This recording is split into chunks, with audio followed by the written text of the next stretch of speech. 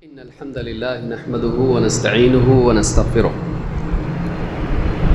ونعوذ بالله من شرور أنفسنا ومن سيئات أعمالنا من يهده الله فلا مضل له ومن يضلل فلا هادي له وأشهد أن لا إله إلا الله وحده لا شريك له وأشهد أن محمدا عبده ورسوله أما بعد فإن خير الحديث كتاب الله وخير الهدي هدي محمد صلى الله عليه وعلى آله وسلم وشر الأمور محدثاتها وكل محدثة بدعة وكل بدعة ضلالة وكل ضلالة في النار. قال الله تبارك وتعالى والذين اجتنبوا الطاغوت أن يعبدوها وأنابوا إلى الله لهم البشرى. میرے محترم دینی بھائیوں، دین کے تین بنیادی اصول، الاصول الثلاثہ یا ثلاثۃ الاصول، جس میں تین بنیادی چیزیں جن کا قبر میں ہر انسان سے سوال ہونے والا ہے: تیرا رب کون، تیرا دین کیا، اور تیرے نبی کون. اس کی تیاری ہر مسلمان پر واجب ہے، اس لیے کہ ہر انسان کا آخرت کا معاملہ اس پر موقوف ہے. اگر اس امتحان میں پاس ہو گیا تو کامیاب، اگلی منزلیں آسان، اور اگر اس امتحان میں فیل ہو گیا تو اگلی منزلیں مشکل اور ناکامی متعین یقین. یہی وجہ ہے کہ عثمان ابن عفان رضی اللہ تعالیٰ عنہ جب قبر پر کسی کے کھڑے ہوتے دفن کے وقت میں تو روتے. کیوں؟ اس لیے کہ یہ آخرت کی منازل میں پہلی منزل ہے. جو اس میں نجات پا گیا اس کے لیے بقیہ مرحلے آسان ہیں، اور جو اس مرحلے میں پھنس گیا، پکڑا گیا، غلطی کر گیا جواب دینے میں، تو اگلے مرحلے اس کے لیے اس سے زیادہ اشد ہیں، زیادہ مشکل ہیں.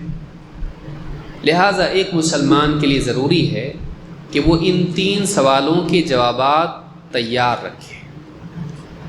اگر اتنا آسان ہوتا کہ تین سوالوں کے جوابات آدمی رٹ لے اور اس کو جواب دے دے تو مسئلہ بڑا آسان تھا. لیکن بات یہ ہے کہ اس کو اپنی شخصیت کا حصہ بنانا ہے. جیسے ایک انسان صرف کھانا دیکھ کر اس کی بھوک نہیں مٹتی اور دوا دیکھ کر وہ صحت مند نہیں ہوتا. کیا دوا ہے وہ جان کر اس کو شفا نہیں ملتی. دوا کو اپنے جسم کا حصہ بنانا پڑتا ہے، کھانا پڑتا ہے. اسی طرح سے وہ علم اس کو اپنی شخصیت کا حصہ بنانا پڑتا ہے. دل میں اس کا یقین ہو، صرف معلومات نہ ہو، بلکہ معلومات کے ساتھ ساتھ وہ بات جس کو اس نے معلوم کیا ہے اس پر اس کا گہرا مضبوط یقین بھی ہو. اور پھر اس یقین کے بعد زندگی میں مختلف امتحانات اس کے ہوں گے. ان سارے امتحانوں میں اس یقین کے تقاضوں کو پورا کرنا ہے. اتنا آسان تھوڑی نہ ہے بس رٹ لیا اور جواب دے دیا، ایسا نہیں ہے. یہاں ہم یہ سوچ سکتے ہیں کہ بھائی جب چاہے بول سکتا ہوں، اور ربک ما دینک من نبیک، وہاں وہی بولے گا جس کو اللہ بلوائے گا، جس کے لیے جواب دینا اللہ آسان کرے گا. تو جس کا جواب یہاں اچھا تھا، جس کی زندگی یہاں اچھی تھی، وہاں وہ جواب دے پائے گا. جس کی زندگی یہاں اچھی نہیں تھی، ان تین اصولوں کی رعایت زندگی میں اس نے نہیں کی، اعتقاد اور قول اور عمل کے اعتبار سے، وہاں اس کے لیے جواب دینا مشکل ہوگا. لہٰذا یہاں اچھے سے جان لینا ضروری ہے کہ واقعی یہ اصول کیا ہیں. من ربک بولنے کا تقاضا کیا ہے، ما دینک بولنے کا مطلب کیا ہے، من نبیک بولنے کا مطلب کیا، اور یہ ہم سے کیا چاہتا ہے.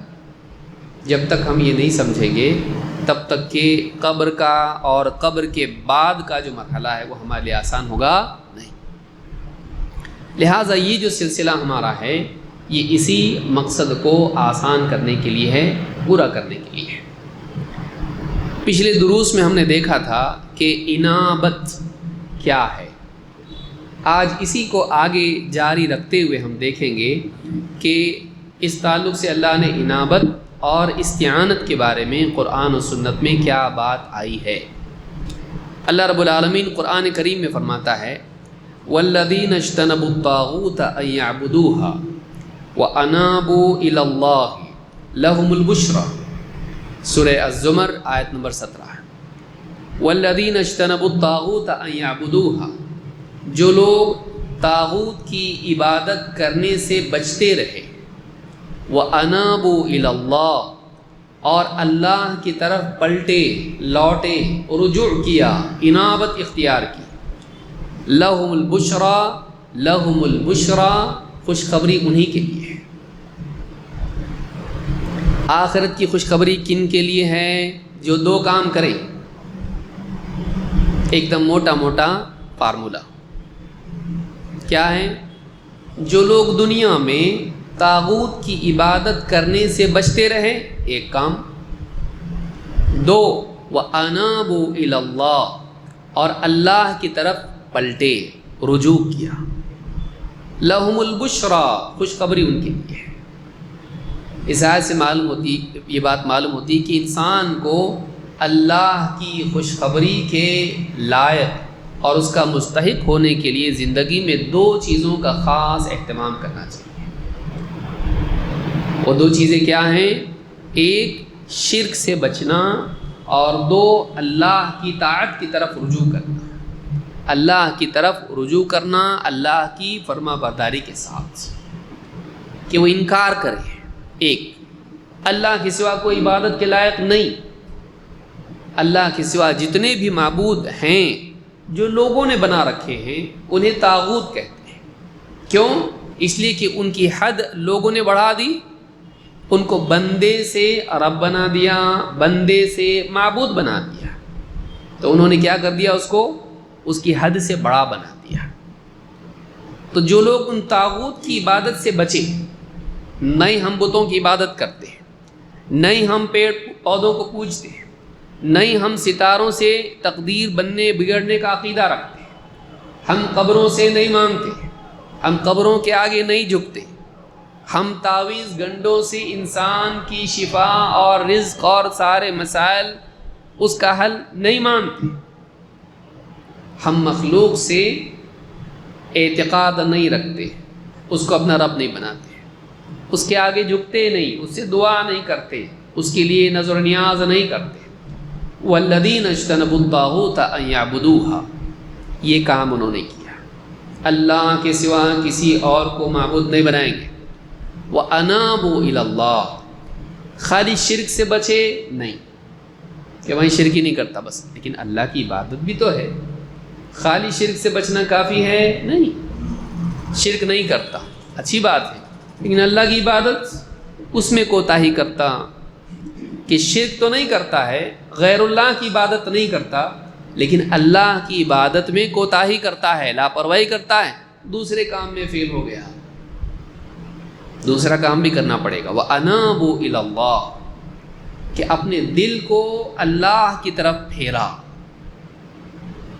دنیا میں لگا دیا دل، مخلوق میں لگا دیا، بیوی بچوں میں کھو کے اللہ کو بھول گیا، تجارت میں کھو کے اللہ کو بھول گیا، مال دولت میں کھو کے اللہ کو بھلا دیا ہے، لوگ ان سے محبت، تعلقات، رشتہ داریاں، دوستیاں، اللہ کو بھلا دیا ہے۔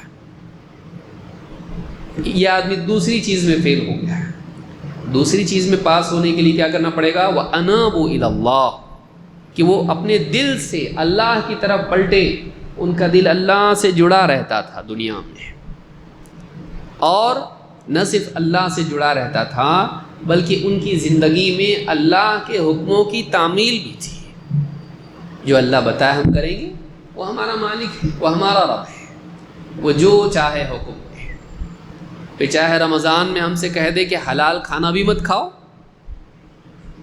تو ہم اپنی عقل لڑا کے نہیں کہیں گے کہ حلال کھانے میں کیا نقصان انسان کا، انسان کی تو ضرورت ہے وہ کیوں روک دیا اللہ نے؟ نہیں، وَأَنَابُوا إِلَى اللَّهِ، وہ اللہ کی طرف فرما برداری کے مزاج کے ساتھ لوٹے ہیں کہ اللہ ہم تیرے بندے ہیں، تو ہم میں جو چاہے تصرف کرے، ہم تجھ سے راضی ہیں تیرے فیصلوں پر، جو چاہے تو حکم دے ہم اس کو پورا کریں گے۔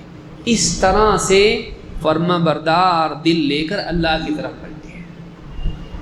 ایسے لوگوں کے لیے کیا ہے؟ لَهُمُ الْبُشْرَى، ان کے لیے خوشخبری ہے، خوشخبری ہے آخرت میں اللہ کی طرف سے جنت کی، اللہ کے اکرام کی، اللہ کی عطا کی، اللہ کی طرف سے نجات کی خوشخبری ان لوگوں کے لیے کہ ان کے لیے جہنم نہیں، جنت کا اونچا مقام ہے۔ تو اس آیت سے بات معلوم ہوتی ہے کہ وَأَنَابُوا إِلَى اللَّهِ، یہ ضروری ہے انسان کی زندگی میں اس کا ہونا، تاکہ انسان اللہ تعالیٰ کے ہاں آخرت کی خوشخبری کا مستحق قرار پائے۔ انابت ضروری ہے اللہ کی خوشخبری کا حقدار بننے کے لیے۔ چلیے آگے بڑھتے ہیں۔ اللہ فرماتا وَأُزْلِفَتِ الْجَنَّةُ لِلْمُتَّقِينَ غَيْرَ بَعِيدٍ۔ اب اللہ نے قیامت کا منظر بیان کیا ایک جگہ پر سورہ قاف میں، کیا فرمایا؟ وَأُزْلِفَتِ الْجَنَّةُ لِلْمُتَّقِينَ، جنت اللہ سے ڈر کے پرہیزگاری اختیار کرنے والے، گناہ سے بچنے والوں کے قریب کر دی جائے گی، غیر بعید، دور نہیں ہوگی، نزدیک ہو جائے گی۔ متقین سے جنت کو کیا کر دیا جائے گا؟ قریب کر دیا جائے گا قیامت کے دن۔ ھذا ما توعدون لکل اواب حفیظ، یہ وعدہ ہے ہر اس شخص کے لیے جو اواب اور حفیظ دنیا میں۔ اس کے اندر دو چیزیں تھیں، ایک تھا وہ کیا؟ اواب، دو حفیظ۔ دونوں چیزیں کیا ہیں؟ علماء نے کہا اواب اللہ پلٹنے والا، اللہ کی فرما برداری کے ساتھ، رجاع الی طاعت اللہ، اللہ کی طرف رجوع کرنے والا، اللہ کی طرف پلٹ آنے والا فرما برداری کے ساتھ۔ اور حفیظ، حفاظت کرنے والا، اللہ کی حدود کی انہیں پار نہیں کرنے والا، اللہ کے حکموں کی حفاظت کر کے حرام میں پڑنے سے اپنے کو محفوظ رکھنے والا۔ تو دو باتیں ہوئی، کرنے کے کاموں کو کرنے والا اور نہیں کرنے کے کاموں سے اپنے کو بچانے والا۔ اواب، حفیظ، یہ زندگی میں دو حصے انسان کے ہیں، ان دونوں کا اہتمام اس کو کرنا ہے۔ ایک تو اللہ تعالیٰ کے حکم ہیں یہ کرو، ان کو پورا کرنا ضروری ہے۔ دوسرا اللہ تعالیٰ نے کچھ چیزوں کو منع کیا ہے، یہ غلط ہے، ادھر جاؤ مت، یہ حد ہے، اس کے پار مت جاؤ، تو پھر ان حدوں کی رعایت کرنا بھی ضروری ہے، ان حدود کی حفاظت بھی ضروری ہے۔ تو فرائض کا اہتمام اور محرمات سے اجتناب، ھذا ما توعدون لکل اواب حفیظ، یہ اللہ کی طرف سے ہر اس شخص کے لیے وعدہ ہے جس میں دو چیزیں پائی جائیں، کہ وہ اواب ہو اور حفیظ ہو۔ اور من خشی الرحمن بالغیب وجاء بقلب منیب، اور دو باتیں ہیں۔ بعض علماء نے کہا یہ پہلی ہی دو باتوں کی تعبیر ہے دوسرے انداز میں، اسی کے مثل ہے یہ۔ کیا ہے؟ من خشی الرحمن بالغیب، جو رحمان سے ڈرتا رہا بن دیکھے۔ رحمان کو دیکھا اس نے نہیں، لیکن پھر بھی رحمان کو اپنا رب مانا، اپنا معبود مانا، اور یہ مانا کہ وہ میرا مالک ہے، مجھ سے حساب لے گا قیامت کے دن، پھر انعام دے گا یا سزا دے گا۔ تو ڈرتا رہا کہ کہیں میری زندگی میں کوئی ایسا کام نہ ہو جائے مجھ سے جس سے اللہ تعالیٰ ناراض ہو۔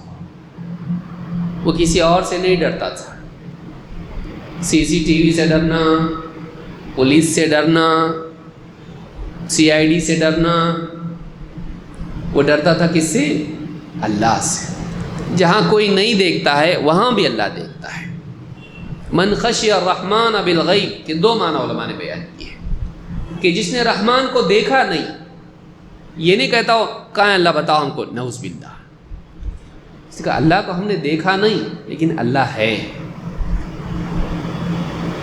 وہ ہمارا مالک ہے، وہ ہمارا رب ہے. تو اللہ کو بن دیکھے وہ ڈرتا ہے. ایک معنی تو یہ ہوئے. دوسرا معنی کیا ہے؟ من خشی الرحمن بالغیب، وہ لوگوں کے سامنے اللہ سے ڈرتا تھا، ایسا نہیں، وہ غیب میں تنہائی میں جب اس کو کوئی نہیں دیکھتا تبھی بھی اللہ سے ڈرتا تھا. من خشی الرحمن بالغیب، کہ جو رحمان سے ڈرتا رہا بن دیکھے یا تنہائی میں. لوگوں کے سامنے ہی ڈرتا ایسا نہیں، بلکہ اکیلے میں جب کوئی اس کو نہیں دیکھ رہا ہے، رات کی تنہائی ہے، کوئی دیکھ رہا نہیں، موبائل فون اس کے پاس ہے، کیا کر رہا کسی کو معلوم نہیں، لیکن اس کو معلوم ہے کہ رحمان مجھ کو دیکھ رہا ہے. کہ کوئی بے حیائی کی چیز اس میں نہیں دیکھتا. کسی غیر محرم سے چیٹنگ اس میں نہیں کرتا ہے. پیار ماں بیوی سوئی ہوئی ہے اور یہ چیٹنگ کر رہا ہے، آفس کی خاتون سے کسی نہیں. گھر کے ماں باپ سب سوئے ہوئے، بھائی بہن سوئے ہوئے ہیں، یہ تنہائی میں بیٹھ کے گرل فرینڈ سے چیٹنگ کر رہا ہے کالج کی نہیں. من خشی الرحمن بالغیب، تنہائی میں ایسے حال میں جب اس کو کوئی دیکھ نہیں رہا ہے، یہ سب سے چھپا ہوا ہے، تب بھی وہ اللہ سے ڈرتا ہے. چاہے کوئی دیکھے نہ دیکھے، میرا مالک میرا رب، اس سے میں چھپا ہوا نہیں ہوں. سب سے چھپ سکتا ہوں، اس سے چھپ نہیں سکتا. من خشی الرحمن بالغیب وجاء بقلب منیب، اور اللہ کے پاس ایک انابت والا دل لے کر آیا. ایسا دل لے کر آیا جو اللہ کی طرف لپکتا ہے. یہاں بھی کیا آیا؟ منیب. منیب کا لفظ آیا انابت سے، ایسا دل جس میں اللہ کی طرف رجوع ہو. وجاء بقلب منیب کا یہ بھی وہی بات، دو باتیں ہوئی، لیکن پہلی دو باتوں کی اصل ہے. پہلی دو باتوں میں کیا ہے؟ عملاً ہے چیز، کہ اس میں کیا تھا؟ اس کے اندر تھا ایک تو اواب تھا، فرما بردار تھا، اور دوسرا حفاظت کرنے والا اللہ کی حدود کی اور گناہوں میں نہیں جانے والا، وہ عملی سطح پر تھا. اس کی اصل کیا ہے؟ اس کی اصل یہ ہے کہ اس کے دل میں اللہ کی طرف اللہ کی طمع تھی، اللہ سے امید، اللہ کا قرب پانے کی چاہت و رغبت. اور دوسری چیز اللہ کے عذاب کا ڈر. یہ ڈر تھا جس نے حرام سے بچایا، اور یہ اللہ سے امید اور اللہ کے قرب کی چاہت تھی جس نے اس کو اللہ کا فرما بردار بنایا. من خشی الرحمن بالغیب وجاء بقلب منیب. تو یہ جو ہے یہ کیا ہے؟ یہ چار چیزیں انسان میں اگر ہیں تو اللہ نے فرمایا کہ وہ ازلفت الجنت للمتقین غیر بعید.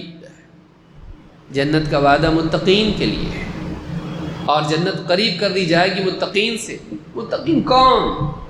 جن میں چار باتیں پائی جائیں، کہ وہ اللہ کے فرما بردار ہوں، اللہ کے اجر و ثواب کی رغبت میں اللہ کی فرما برداری کریں، مجبوری میں نہیں، اواب، اور اللہ رب العالمین کی حدود کی حفاظت کریں، حرام کو حرام مانیں، حرام سے بچیں، لیکن اللہ کے خوف سے حرام سے بچیں، لوگوں کے خوف سے نہیں، اور اللہ رب العالمین کے اجر و ثواب کے لیے اللہ کی اطاعت کریں، لوگوں کو دکھانے کے لیے نہیں. چار چیزیں جمع ہونا انسان میں کمال ہے اس کی شخصیت کا. تو کہا کہ من خشی الرحمن بالغیب وجاء بقلب منیب. تو یہ وعدہ جنت کا کس کے لیے ہے؟ ان کے لیے ہے. چلیے آگے بڑھتے ہیں. اللہ فرماتا ہے وَأَنِيبُوا إِلَىٰ رَبِّكُمْ وَأَسْلِمُوا لَهُ. لوٹو پلٹو اپنے رب کی طرف. وَأَسْلِمُوا لَهُ، وَأَسْلِمُوا لَهُ، اور اس کے لیے فرما بردار بن جاؤ. من قبل ان یأتیکم العذاب ثم لا تنصرون، اس سے پہلے کہ تم پر عذاب آ جائیں. من قبل ان یأتیکم العذاب، اس سے پہلے کہ تم پر عذاب آ جائیں. ثم لا تنصرون، اور پھر تمہاری مدد نہ کی جائے. یہ سورہ الزمر کی آیت نمبر 54 ہے. پچھلی آیت سورہ قاف کی تھی. 31 سے لے کر 33 تک پڑھیے. اس میں کیا فرمایا؟ اپنے رب کی طرف انابت اختیار کرو اور اس کے لیے فرما بردار بن جاؤ. یہ بھی پورے دین کا خلاصہ ہے.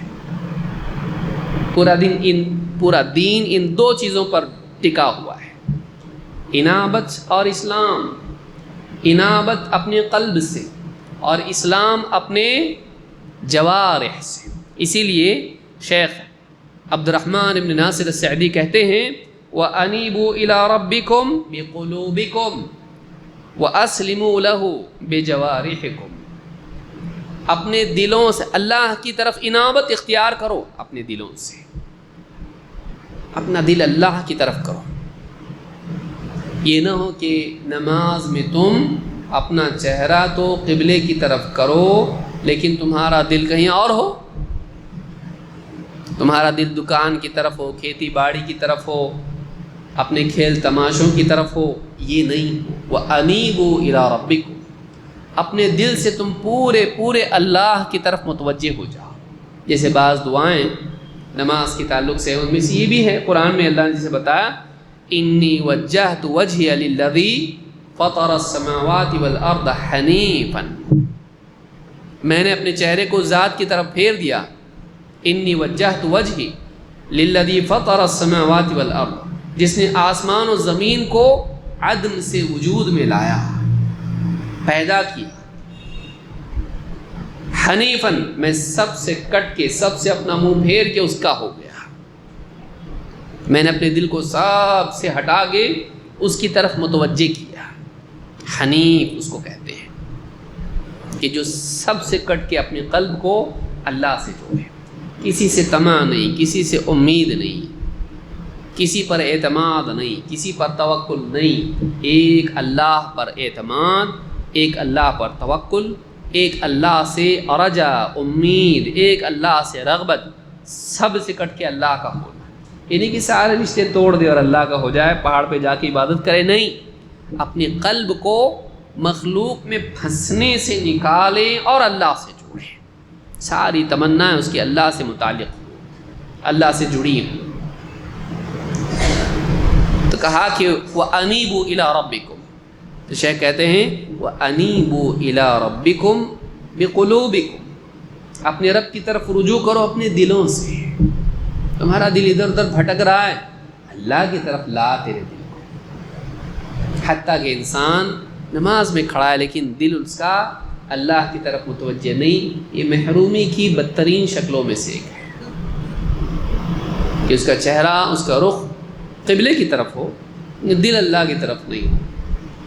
تو نماز کس کے لیے پڑھ رہا ہے پھر؟ جس نماز میں، عبادت میں انسان اللہ کی طرف متوجہ نہیں، یہ محرومی.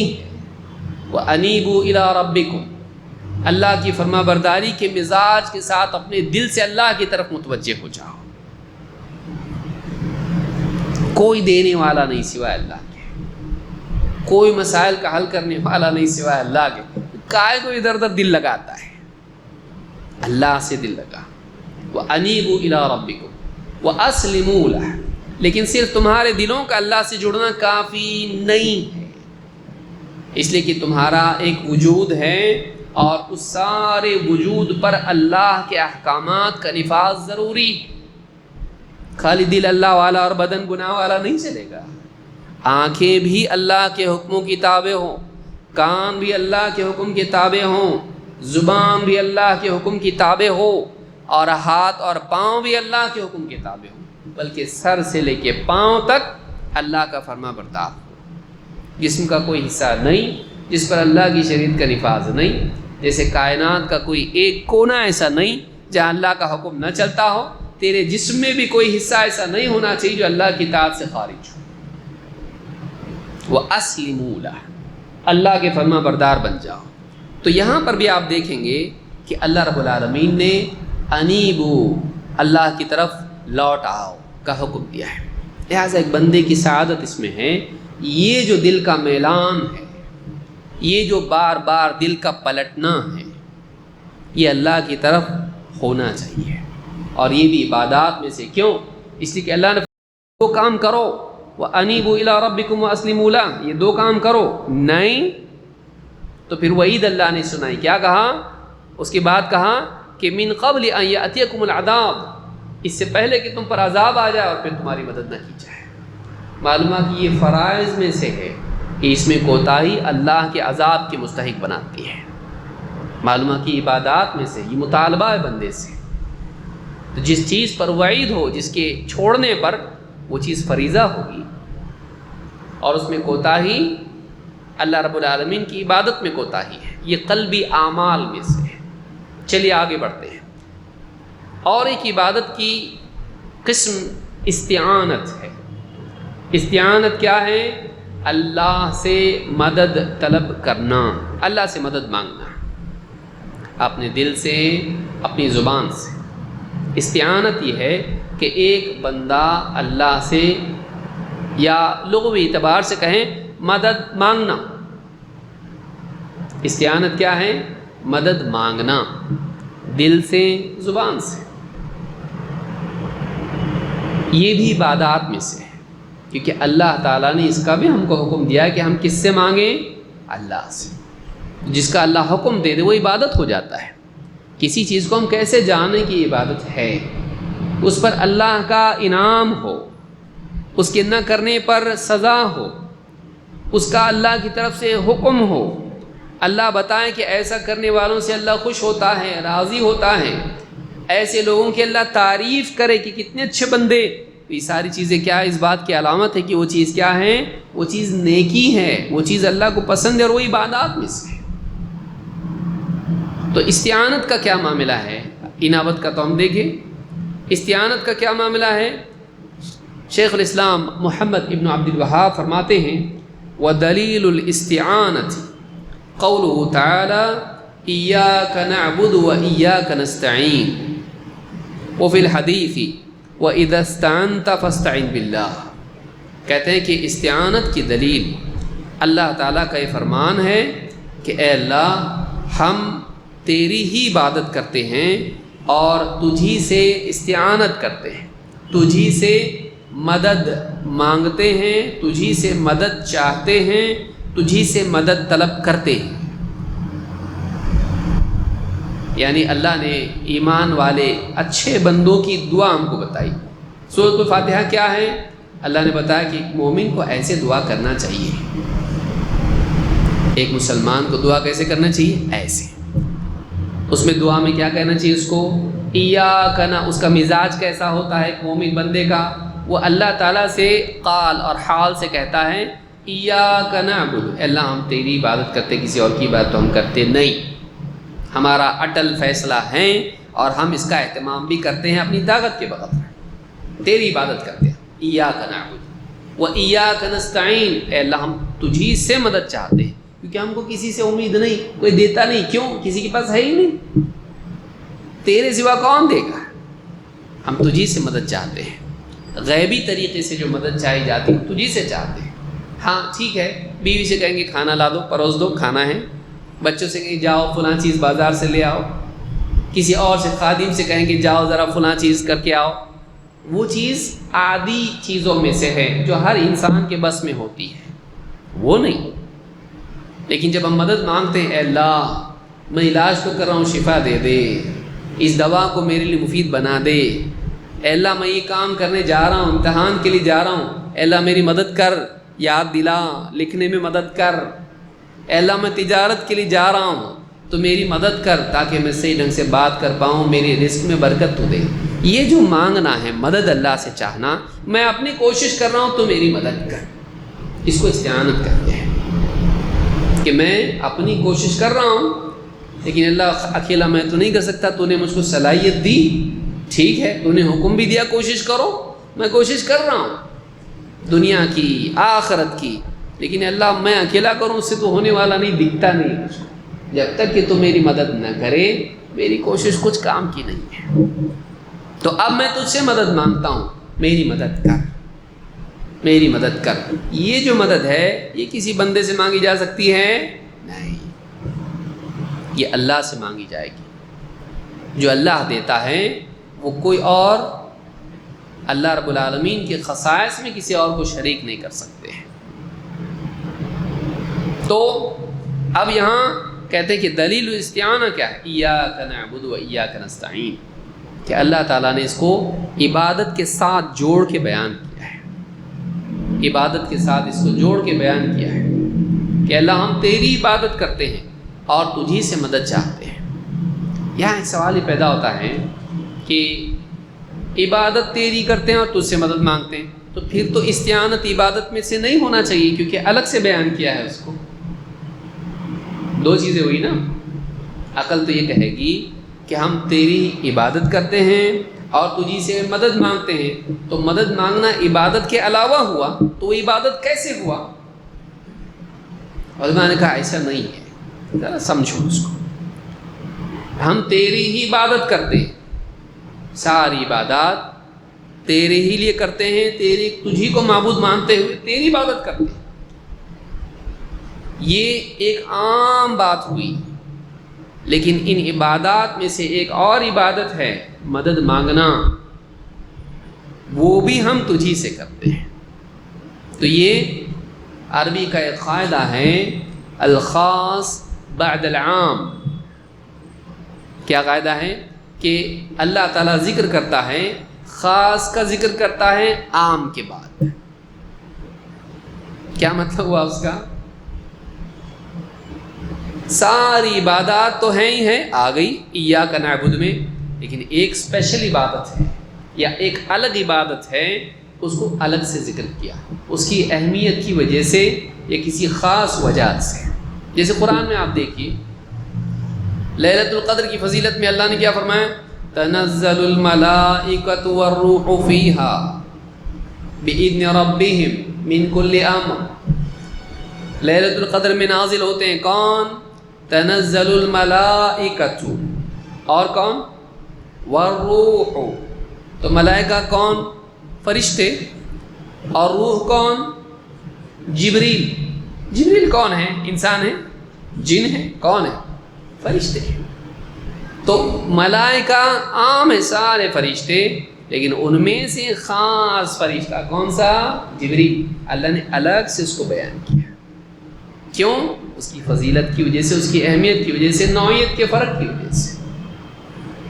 تو معلوم یہ ہوا کہ کبھی ایسا بھی ہوتا ہے کہ اللہ ایک عام طور سے کسی چیز کو بیان کر کے اس میں سے کاٹ کے ایک اور بیان کرتا ہے۔ تو یہاں بھی ایسا کیوں ہوا؟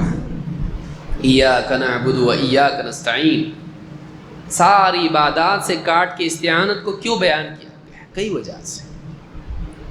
ایک وجہ اس کی یہ ہے کہ ان تمام عبادات میں بھی انسان اللہ کی مدد کا محتاج ہے۔ نماز پڑھنا، روزہ رکھنا، ذکر کرنا، تلاوت کرنا، اللہ سے دعا کرنا، اللہ کے لیے ساری عبادات کرنا، جب تک اللہ سے مدد نہیں لے گا یہ ڈھنگ سے ادا بھی کر سکتا نہیں۔ کیوں؟ اللہ کے رسول صلی اللہ علیہ وسلم کو سکھائے دعا۔ نماز کے بعد ہم ایک دعا مانگتے، کیا مانگتے ہیں؟ حضرت معاذ ابن جبل رضی اللہ تعالیٰ کو اللہ کے رسول صلی اللہ علیہ وسلم نے کہا، اے معاذ میں تم سے بہت محبت کرتا ہوں، اس لیے نماز کے بعد ان کلمات کو مت چھوڑنا، اس دعا کو مت چھوڑنا۔ کیا دعا ہے وہ؟ اللہم اعنی علی ذکرک و شکرک و حسن عبادتک۔ اے اللہ اعنی، اللہم اعنی، اے اللہ میری مدد کر، عون استعانت، اللہم اعنی، اے اللہ میری مدد کر۔ کاہے پہ مدد کر؟ علی ذکرک، تیرے ذکر پر، وہ شکری کا، اور تیرے شکر پر، وہ حسن عبادتک، اور تیری عبادت کو اچھے سے میں کر سکوں اس پر میری مدد کر۔ معلوم ہے کہ باقی ساری عبادات کو اچھے سے ادا کرنے کے لیے یہ بہت ضروری کہ اللہ کی مدد لی جائے۔ میرا کمال نہیں، اللہ مدد کی، اس لیے میں اچھے سے عبادت کر پایا، تاکہ یہ جھنجھٹ بھی ختم ہو جائے کہ کہیں ساری عبادات کر کے اس کے اندر فرعون نہ آ جائے، میں اس کے اندر شیطان نہ آ جائے کہ میں عبادت گزار ہوں، میں اللہ کی عبادت کرتا ہوں، وہ بھی نہیں ہوں۔ اس کو بھی توڑ، اس بت کو بھی توڑ کہ میں اللہ کی عبادت کرتا ہوں، میں نماز پڑھتا ہوں، میں روزہ رکھتا ہوں، میں حج کرتا ہوں، میں زکوٰۃ دیتا ہوں، میں ذکر کرتا ہوں، میں تلاوت کرتا ہوں، میں کرتا ہوں، میں نہیں، میں اللہ کی مدد کے بغیر وہ بھی نہیں کر سکتا۔ تو یہ بھی ٹوٹ جائے اس کا بت. تو کیا کہا؟ ایاک نعبد. تو اس سے فخر پیدا نہ ہو بندے میں، گھمنڈ نہ آ جائے اس میں. اس گھمنڈ کو بھی توڑو. کیا کہو؟ اللہ اس عبادت میں بھی ہم تیری مدد کے محتاج ہیں، ہم تیری بات کرتے ہیں، کسی اور کی نہیں کرتے، کیونکہ تو معبود برحق ہے، تیرے سوا کوئی عبادت کے لائق نہیں. لیکن اے اللہ اگر تو مدد نہ کرے تو ہم تیری عبادت بھی ڈھنگ سے نہیں کر سکتے. تو ایاک نستعین کی نوعیت الگ ہے کہ ساری عبادات اس پر موقوف ہیں، ساری عبادات اس پر موقوف ہے، اللہ سے مدد مانگنے پر. اللہ کی مدد کے بغیر اللہ کی عبادت نہیں کر سکتا. اسی لیے ہم کیا کہتے ہیں جب مؤذن کہتا حی علی الصلاۃ، کیا بولتے ہیں ہم لوگ؟ لا حول ولا قوت الا باللہ. کوئی زور نہیں، کوئی قوت نہیں سوائے اللہ کے. یعنی علامہ طیبی رحمہ اللہ فرماتے ہیں کیوں بولتا ہے اس آدمی؟ کہتے اس لیے کہتا ہے کہ جب مؤذن اس کو نماز کے لیے بلا رہا ہے، کامیابی کی طرف بلا رہا ہے، تو بندہ اپنی زبان میں کہہ رہا ہے اے اللہ اگر تو مجھ کو قوت نہ دے، تو میرے دل کو پھیرے نہیں نافرمانی سے فرما برداری کی طرف، میں یہ بھی نہیں کر سکتا. لا حول ولا قوت بولتے کیوں ہیں؟ اس لیے بولتے ہیں کہ ہم اپنے آپ کو یاد دلاتے ہیں اللہ سے دعا کرتے ہوئے کہ میرا کمال نہیں کہ میں نماز کو جا رہا ہوں، میرا کمال نہیں کہ میں اپنی غفلت سے نکل کے اللہ کی یاد کی طرف پلٹ رہا ہوں، بلکہ یہ اللہ کی توفیق ہے. اگر اللہ تعالیٰ قوت نہ دے، اگر اللہ تعالیٰ میرے دل کو نہ پھیرے تو میں نہیں جا سکتا. اس میں اپنی بھی نفی ہے، میرا کوئی کمال نہیں. تو یہ بندہ اس طرح سے کہتا ہے. تو ایاک نعبد و ایاک نستعین میں ایک تو یہ بات ہے، اور ایک بات ہے اس میں دوسری بات ایک اعتبار سے یہ ہے کہ بندے کی زندگی کے دو پہلو ہیں. اس کی زندگی کے دو پہلو ہیں. ایک بندے کی خالص عبادات، نماز، ذکر، تلاوت، بندے کے اور رب کے درمیان کچھ نہیں. ایک وہ عبادات ہیں جن کو عبادات محضہ کہتے ہیں، خالص عبادت.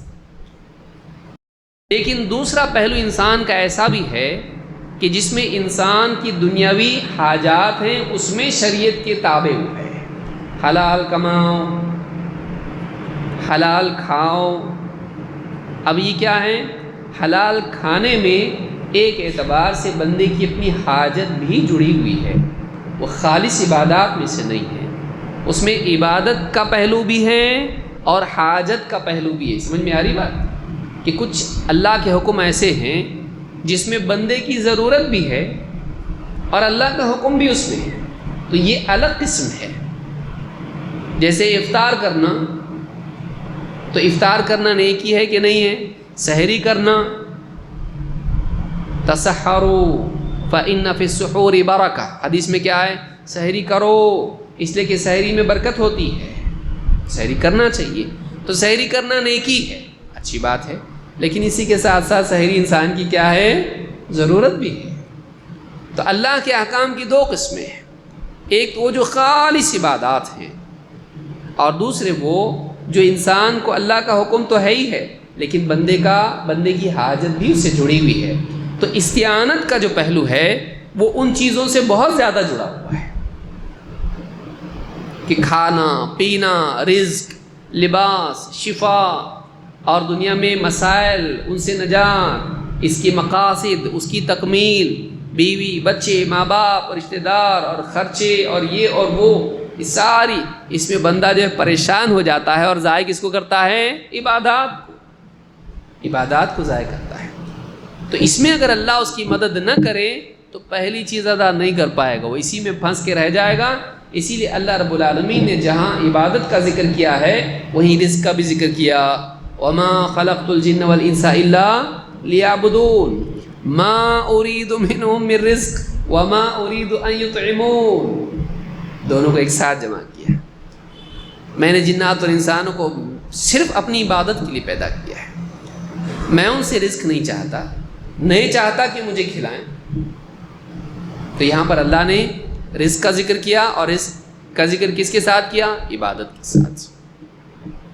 تو یہ دونوں کا معاملہ جڑا ہوا ہے کہ بندے کا مقصد اور اس کی حاجت دونوں جڑے ہوئے زندگی میں.